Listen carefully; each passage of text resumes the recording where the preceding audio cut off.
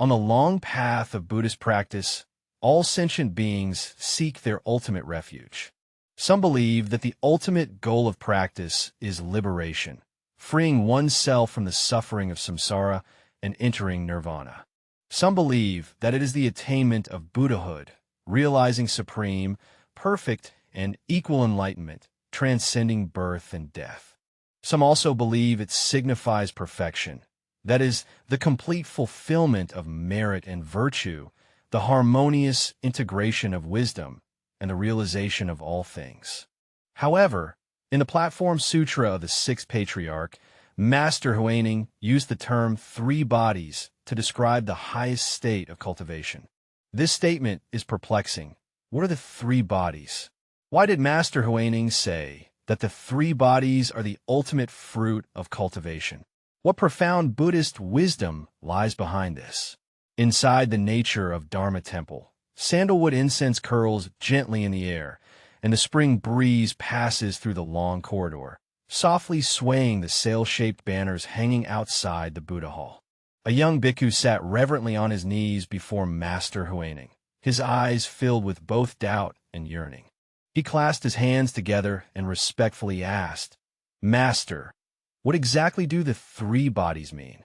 Why are they recorded in the scriptures, yet disciples find them difficult to comprehend?"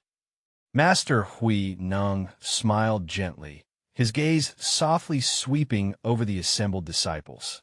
His gaze was profound, as if capable of perceiving the confusions within the hearts of all sentient beings. He did not answer immediately, but slowly began to speak. "Do you know why, despite practicing for many years, you still remain stagnant?" The monks looked at each other, a bit fearful rising in their hearts. They recited sutras daily, paid homage to the Buddha, practiced precepts diligently, yet their minds remained closed, and the path to Buddhahood seemed distant. As everyone pondered, an elderly practitioner with white hair stood up, bowed, and said, "I have practiced for decades, reciting sutras and mantras daily, without fail from dawn to dusk, yet doubts still arise in my heart, making true liberation difficult to attain." Seeking the compassionate guidance of the Master, Master Huineng gently nodded, his gaze resting upon him, and slowly spoke. "All sentient beings inherently possess the wisdom and virtues of the Tathagata. It is only due to delusive thoughts and attachments that they fail to awaken to true enlightenment. You practice daily in the monastery, but have you ever truly seen your original face?" As soon as these words were spoken, the main hall fell into complete silence. The gentle spring breeze brushes the corner of the eye, stirring up a faint dust. In the distance, the soft tolling of a bell can be heard. The disciples lowered their gazes, immersed in deep contemplation. Who am I truly? Where did I come from? Where am I going? Though they had heard these questions before, they had never explored them deeply. At this moment, Master Huineng's words struck their hearts like a heavy hammer. Amidst the silence of the assembly, a monk softly said, "I have read the Lotus Sutra, which states that all Buddhas, including Sakyamuni, appear in this world due to significant causes and conditions as great masters. However, I have never fully understood why the Buddha's descent into the world is regarded as a great cause and condition." Master Huineng smiled gently, having long anticipated that someone would ask this question. He looked at the crowd and slowly said, "Although you may have recited the sutras 1,000 times, you do not comprehend the true meaning within them. If you wish to understand the meaning of the three bodies, Trikaya, you must first resolve this doubt." As the words fell, a whisper of hesitant thoughts arose within the great hall. At this moment, an elderly bhikkhu quietly told the fellow practitioner beside him that this monk's name was Da. He was formerly the abbot of a famous northern monastery and had preached there for many years. He was always highly self-regarded and was said to have traveled thousands of miles to this place specifically to seek teachings on the three treatises from the Sixth Patriarch. As expected, Fada joined his palms together, stepped forward, and said firmly, "I have preached scriptures in the north for many years and have some understanding of the meaning of the three treatises. However, I have heard that the master's teachings differ greatly from those of the monasteries in the north, and thus I have come specifically to seek guidance." Master Huineng listened attentively, his gaze calm and peaceful, and spoke kindly. "Since that is so, why not first share your insights?" Fada organized a sutra and spoke eloquently about the Buddha's three bodies: the Dharmakaya, truth body; the Sambhogakaya, bliss or reward body; and the Nirmanakaya, emanation body. The Dharmakaya is pure and undefiled. It is the true essence of the Buddha. The manifest adornment of the reward body is the manifestation of the Buddha's immeasurable merits. The emanation bodies adapt to conditions to deliver sentient beings. These are the countless manifestations the Buddha appears according to the capacities and karmic conditions of beings. This is the teaching recorded in the scriptures, an eternal and unchanging truth. As soon as the words fell, Master Huineng sighed softly and slowly said, "What an eternal and unchanging principle. Do you know where these three sounds originate?" When Fada Wenyan asked, for a moment there was no response.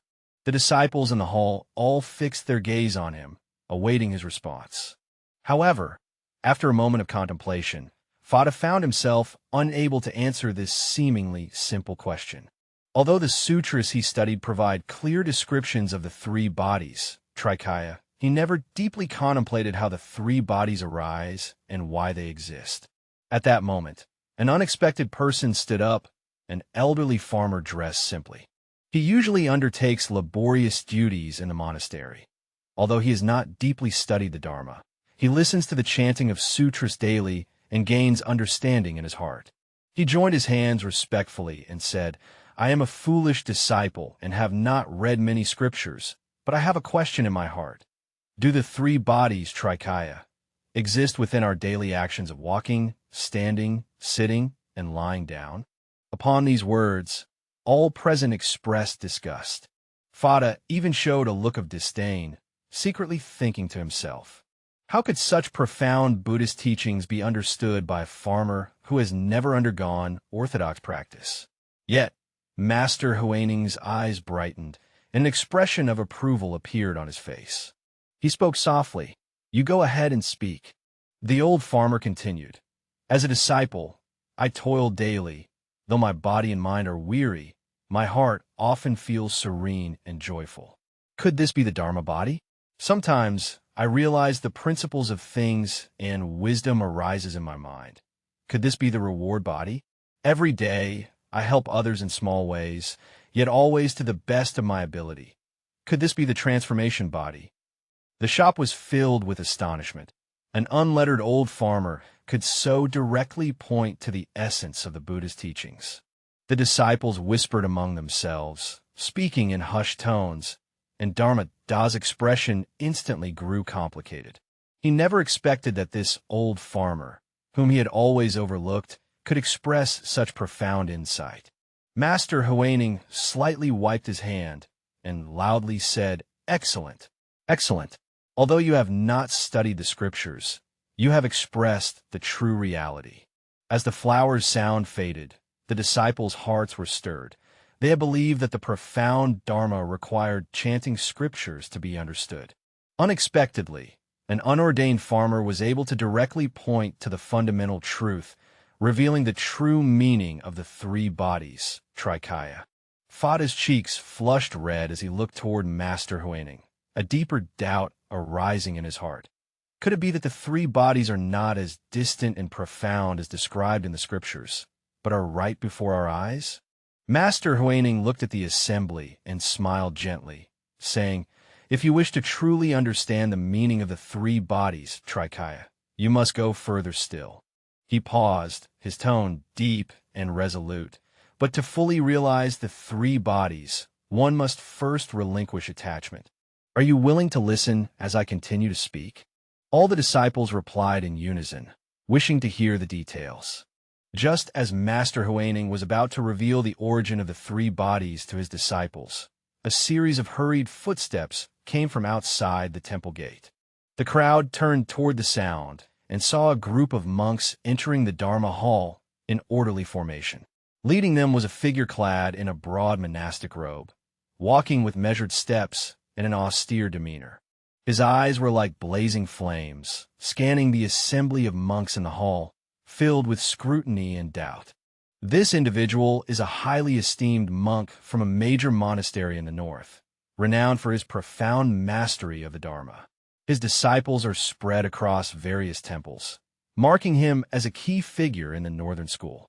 His accompanying disciples each wore solemn expressions. Many of them had practiced for years and were well-versed in numerous scriptures. Now, upon hearing Master Huineng's challenge to the doctrine of the Three Truths, they had come specifically to inquire. The atmosphere within the Dharma hall suddenly grew tense. The disciples focused their minds and hearts, quietly awaiting the forthcoming debate. The Northern Master arranged himself before Master Huineng, joined his palms in reverence, and spoke. The Southern Patriarch truly lives up to his reputation. Today, this humble monk has brought his disciples here precisely to seek clarification on a certain doubt. Master Huineng smiled gently, his expression serene, and said, "Please speak." The Northern Master's gaze was sharp, and his tone resolute. The Dharma has been passed down for thousands of years, and the scriptures clearly state the doctrine of the three bodies, namely the Dharmakaya, Sambhogakaya, and Nirmanakaya. The Dharmakaya is pure and unconditioned, the fundamental essence of all Buddhas. The adornment of the transformation body is immeasurable, as it is the result of the Buddha's inner cultivation and practice. Manifestations should respond skillfully to various conditions, adapting to circumstances to skillfully appear to sentient beings.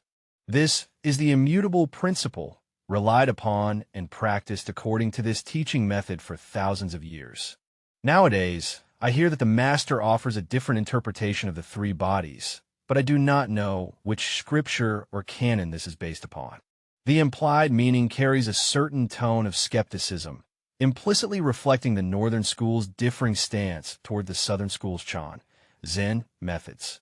The Northern Master asked this question not only to explore Buddhist principles, but also to test whether Master Huineng had established a different doctrine, deviating from Orthodox Buddhism. The hall was filled with silence, everyone waiting for Master Huineng's response. However, he did not rush to answer. Instead, he slowly glanced around, a subtle and meaningful smile playing at the corners of his mouth. His voice was gentle yet firm, and what the Master spoke about the three bodies naturally reflected the principles of the Dharma.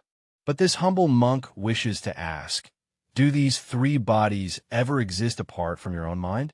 Upon hearing these words, the Master of the North slightly furrowed his brow, appearing contemplative, yet he still replied, the three bodies, Trikaya, belong inherently to the Buddha.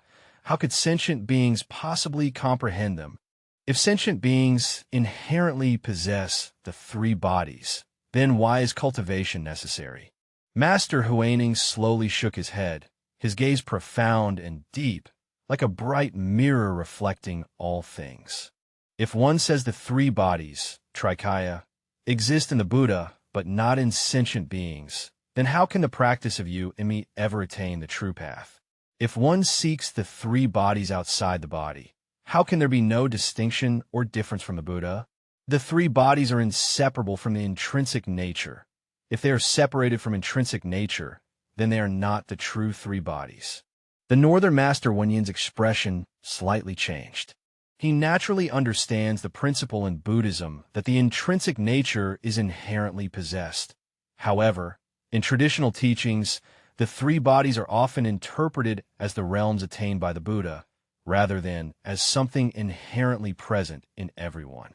Today, Master Huineng stated that the three bodies are inherently possessed by one's original nature. If this assertion is true, does it not imply that Buddha nature is neither distant nor near, and that everyone can attain sudden enlightenment and become a Buddha? These words not only shocked the Northern Master, but also caused the disciples behind him to whisper among themselves, revealing expressions of astonishment. In the Dharma hall, Master Huineng saw Master Beifong deep in thought and continued to speak. The Dharmakaya is the pure and original nature. The Sambhogakaya is the complete fulfillment of wisdom. The Nirmanakaya is the manifestation that responds to conditions and circumstances. If one abandons their own nature, where else can one seek? If one clings to the three bodies as external to the self, it is to forsake everything and search afar. If one can recognize their own nature, all three bodies, Trikaya, are complete. Why seek them externally? The Northern Master listened attentively, his brows furrowed, as if he had some insight, yet he had not fully comprehended. He pondered for a moment and said, although the Master speaks of the self-nature inherently possessing the three bodies, if one does not practice, how can they manifest?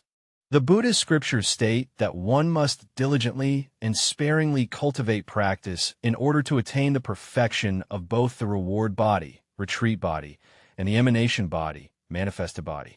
According to Master Ruo Yi, is it not the case that ordinary beings are also Buddhas? Master Huineng sighed softly, his tone gentle yet imbued with an unwavering resolve. The ordinary person is originally Buddha. When deluded, they are sentient beings. Upon awakening, they are thus the Tathagata. Like a bright mirror when covered with grime, its radiance cannot be seen. If one removes the dust, the inherent light will naturally manifest. The power of the three bodies is likewise so. Upon hearing these words, the Northern Master's expression changed subtly. A glimmer of realization passed through his eyes, though some doubt still lingered. He slowly said, in that case, the Master believes that the three bodies need no correction, for they are fundamentally complete by nature. Master Huineng, wiping his slightly sweaty hands, said, it is not so. Although the three bodies, Trikaya, are inherently present, if one does not awaken, the middle body is obscured by lustful thoughts, like a bright pearl covered with dust, existing yet unseen. What the practitioner cultivates is not the attainment of the three bodies, but the removal of delusive thoughts, allowing the true nature to manifest. Practice is nothing but seeing one's true original nature and maintaining that innate purity. As these words fell, the Dharma hall was enveloped in complete silence. The Northern Master fell into deep contemplation.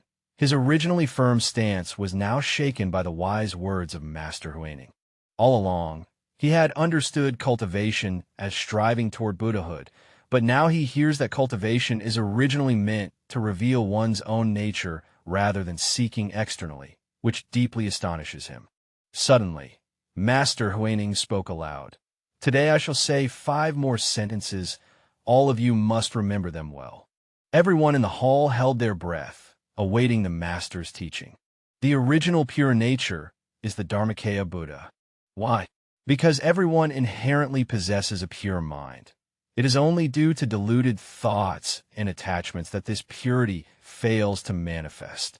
If one can constantly maintain purity, that is the ever-abiding Dharma body. The awakened mind itself is the reward body Buddha. With a single moment of awakening, wisdom naturally arises. The fruition body is perfected, present here and now. The third sentence, going with conditions to save beings, refers to the transformation body, Nirmanakaya, of the Buddha. In accordance with conditions and causes, one liberates sentient beings. The emanations are not confined to a single form and manifest everywhere. The fourth sentence, the three bodies' conditions are one entity, inseparable. If one recognizes their true nature, the three bodies, Trikaya, are complete. If one loses sight of their true nature, all three bodies are absent. The fifth statement, if one realizes this principle, one attains Buddhahood. Enlightenment is not a distant goal. It resides in the present moment of a single thought. As the words fell silent, the entire Dharma hall was enveloped in profound stillness, with everyone deeply contemplating the 5 pith instructions that directly pointed to the human mind. The Northern Master's eyes gradually softened. He slowly joined his palms, bowed deeply, and spoke in a low voice. The Master's words are like thunder shaking the ears. Today, the disciple has attained understanding. All that was known in the past was mere delusion. Only upon hearing today do we realize that our own nature is inherently complete and the three bodies are not separate. Master Huineng smiled gently, saying that the Dharma has no fixed form, and expounded the teachings skillfully through the three bodies and one consciousness. If one can realize their true nature, why seek externally? The Northern Master deeply sighed, joined his palms, bowed his head, and sincerely said, "Master's words strike like thunder, and today I attain understanding. All past knowledge was mere delusion. Only upon hearing today does one realize that the intrinsic nature is inherently complete, and the three bodies are without distinction." Master Huineng smiled gently, his gaze slowly sweeping over the assembly in the Dharma hall. At this moment, the atmosphere within the Dharma hall has quietly shifted. The original doubts and oppositions have vanished, replaced by a profound sense of contemplation and a yearning for insight. The disciples gazed with reverence, as if striving to deeply engrave Master Huineng's Dharma words into their hearts. However, Master Huineng understood that although words can provide guidance, true realization cannot be attained merely through hearing. Thus, he slowly rose and said to the assembly, "If the principle of the three bodies, Trikaya, remains only in words and texts, it will ultimately be difficult to truly penetrate the nature of the self. Let me ask you all, what is the true manifestation of the three bodies?" Everyone looked at each other in silence, and for a moment, no one responded. After a moment, a young monk tentatively said, "The Master once said that the pure original nature is the Dharmakaya, the complete perfection of wisdom is the Sambhogakaya, and liberating sentient beings is the Nirmanakaya." However, the disciple still does not understand why the world has never seen these three bodies. Master Huineng slightly nodded, signaling him to continue speaking.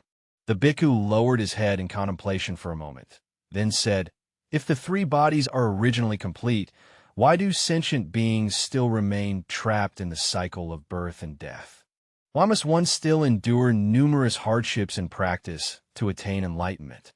Upon hearing these words, Master Huineng revealed a look of contentment. He gently raised his hand, signaling the master to bring a basin of clean water.